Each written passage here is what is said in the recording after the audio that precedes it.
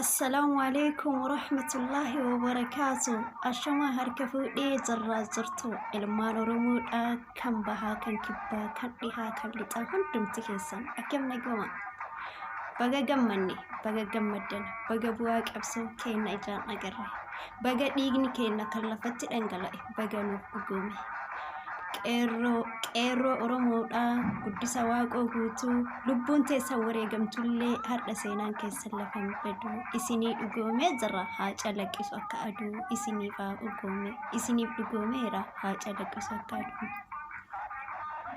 gooticha baddaa baalee kahiciitii gara liqimse seenaa Oromoon kennu jedhee kan irratti cichee hiciitii Oromoo baasuu diddaaf waraqaa gara liqimse kan garaa nu baate garatti nu deebite jedhe Haajaa Damsaaddoo jagna haati deette jedhe Haajaa Damsaaddoo jagna haati deette.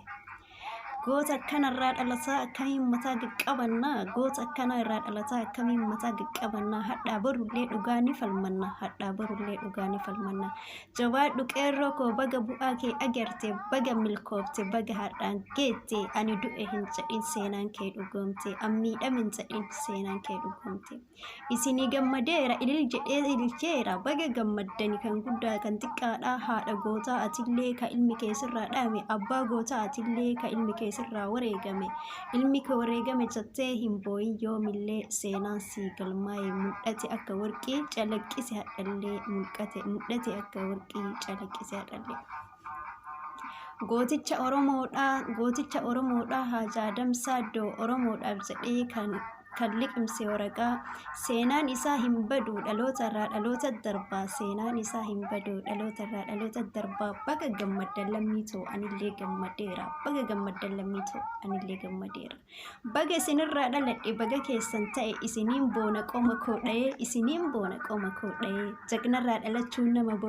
nama boonsa malee mataa gannaman qabachiisu wanuti wal taane ilal jedhee isinii taphadha baga gammaddanii ilal jedhee isinii taphadha baga gammaddanii qabsoo bu'aa bayii keessan baga irra aantanii ijoollee keenya kan lubbuu keessa wareegamne hin jedhinaa har'a calaqqiftanii wareegamne hin jedhinaa har'a calaqqiftanii har'allee haa mul'atu borullee haa mul'atu seenaan abboota keenyaa yoomuu haa guddatu kana hafellee nuuf haa ijaaramu ka akka Leenjisoo Diigaa kan akka Waaqoo Guutuu kan akka Nadhii Gammadaaf kan akka Baaroo Tumsaa kan akka Taaddee Birruu kan akka Jeneraal Waaqoo Guutuu hin dagannu yoomillee Elemoo Qilxuu jira ammaanis goonni Oromoo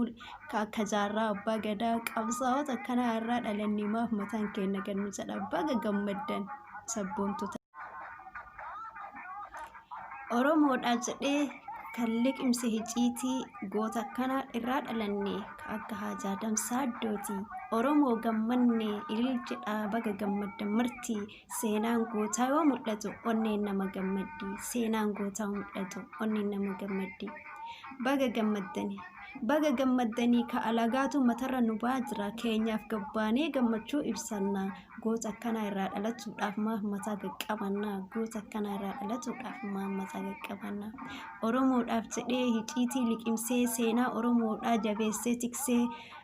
Haajaa Damsaaddoo baga dhugaan kee ife Haajaa Damsaaddoo baga dhugaan kee ife seenaa ati nuuf keette nullee galmaan geenaa baga sirraa dhalanne jagna haati deette baga sirraa dhalanne jagna haati deette qeerroon siif wareegamtee miti aarsaa kafalteeti seenaa kee mul'ifte dhiiga gaafa jiksitee bilisiginnaan as baatee nutu ijaare kan jenne kuni dhiiga qabsaa'ota ijoollee teennaati qabsoo ijoollee teennaatu asiin ga'e baga dhugaan keessan calaqqisee akka warqitti baga dhugaan keessan calaqqisee akka warqitti baga gammaddan baga gammanne irra deebinee